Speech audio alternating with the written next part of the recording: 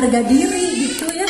Ketika dia dikatain gendut, keriting, hitam, gimana?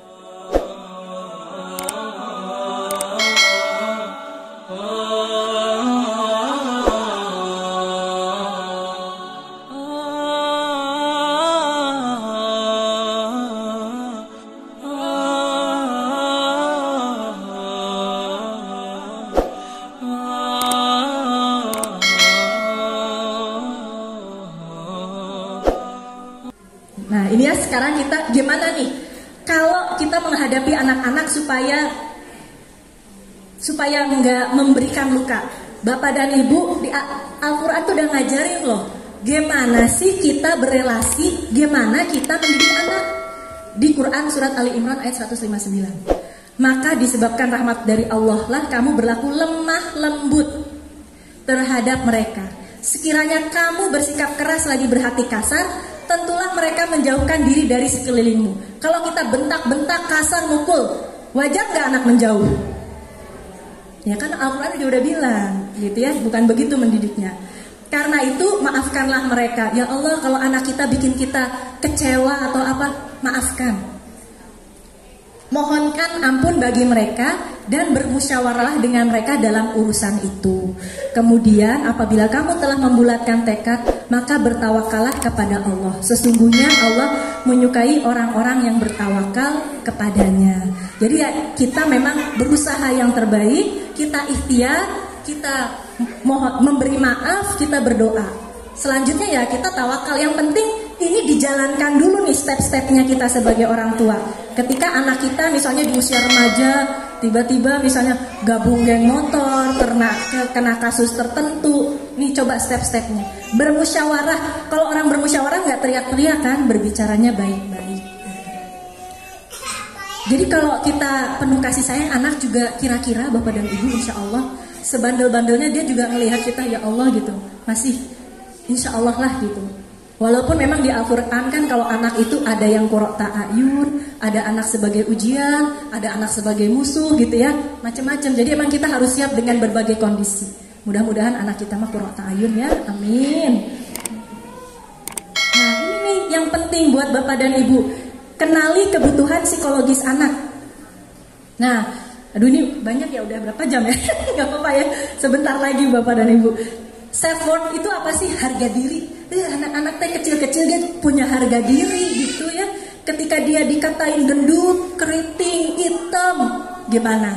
Punya harga diri atau punya perasaan, gak mau dilukai gitu.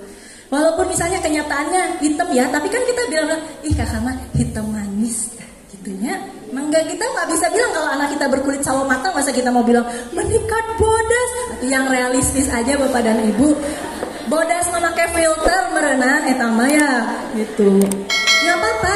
Jadi ketika anak kita atau anak misalnya gemuk atau apa, yang penting anak itu tahu, oh saya gemuk, oh saya seperti ini, oh saya lebihnya ini, saya kurangnya ini. Anak bisa menerima. Jadi pernah gini ya, pengalaman saya sendiri.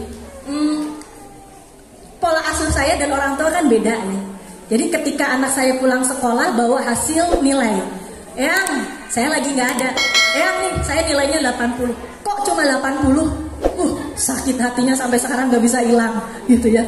Jadi Mami, kemarin baru ujian ya. Mami, aku UTS. Nilai aku gitu ya Bang. Mami tetap sayang nggak sama aku? Gitu. Betapa anak tuh concern loh. Bagaimana respon kita terhadap pencapaian dia. Di sini kan kita sebagai orang tua Bu, kita tekankan aja prosesnya ya. Jadi kalau kita lihat anak kita sudah belajar, ya udah, nah yang penting sudah belajar. Hasil mah urusan Allah gitu. Karena yang Mama inginkan adalah kamu bertanggung jawab. Seperti halnya Mama tugasnya memasak di rumah, kamu mah belajar. Kalau ulangan, besok belajar, kita temenin gitu ya. Jangan anak teh ulang, sampai ulangan geus diajar-ajar, uning we budak teh. Ya tuh Bu, merenang budak ke kumaha, merenang ya. Nah ya, self worth itu menilai diri bahwa ia layak diperlakukan penuh martabat dan penuh kasih sayang. Gitu ya. Kalau anak sudah merasa penuh kasih sayang, tega nggak dia mukul temennya? Nggak tega Bu. Kecuali memang kita latihkan bela diri, kita bilang ini hanya untuk membela diri, namanya juga bela diri gitu. Otonomi, untuk merdeka menentukan pilihan dan tindakan secara mandiri. Kakak mau, kita mau ke rumah ini, kakak mau pakai baju yang mana? Gitu. Jadi kita kasih kesempatan memilih, misalnya ya. Ini misalnya mau beli makanan apa, jadi kita nggak semuanya kita dikte, kasih dia ruang. Kak mau ikut ekskul apa, kita hanya bisa kasih masukan. Ini aja kak, misalnya belajar lagi bahasa Inggris, padahal anaknya senang futsal misalnya. Dan aja kita memberi ruang, asalkan yang penting dia benar-benar belajar.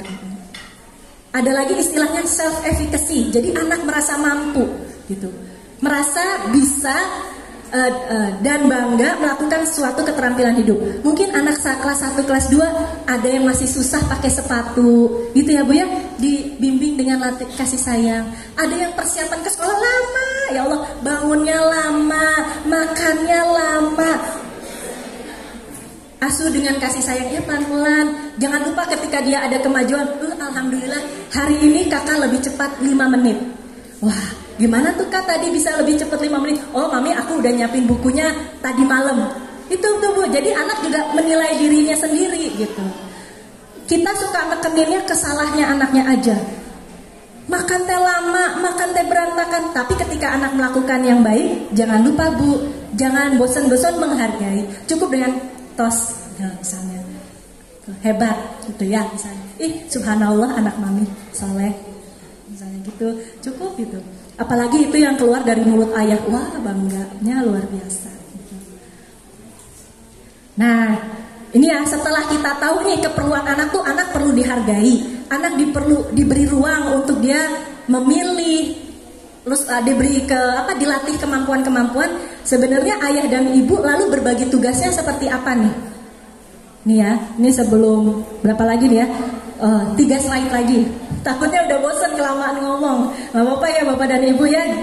Jarang-jarang lah, sebulan sekali belum tentu ketemu nih ya.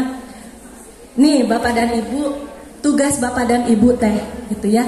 Pertama, tugas ayah. Ayah adalah istilahnya mah a man of mission and vision teh. Pak, nikah tuh bukan hanya saya udah punya kerjaan bisa beliin baju, bisa nikah. Keluarga ini mau dibawa kemana? Mau keluarga yang seperti apa? Saya harus bagaimana biar keluarga ini punya tujuan. Oh saya mah karena saya pengusaha, saya ingin membentuk keluarga entrepreneur muslim yang bermanfaat. Dari kecil anak diajak kerja, misalnya liatin yuk kerja ayah. Udah gitu, alhamdulillah ini hasilnya segini. Ayo temenin ayah bayar zakat. Nah, jadi ayahnya tuh udah punya visi. Keluarga saya, keluarga muslim, pengusaha, maksudnya yang menebar manfaat, misalnya seperti itu. Itu udah mulai dibentuk. Atau misalnya saya ingin anak saya udah punya misalnya klinik, bisa meneruskan misalnya. Jadi apa ya, saya punya visi apa ya? Pokoknya intinya adalah ya kalau bisa mah bersama di dunia, bersama di surga ya. Itu mah udah targetnya gitu ke sana. Itu tugas ayah tuh, harus gimana menggiring anak dan istrinya.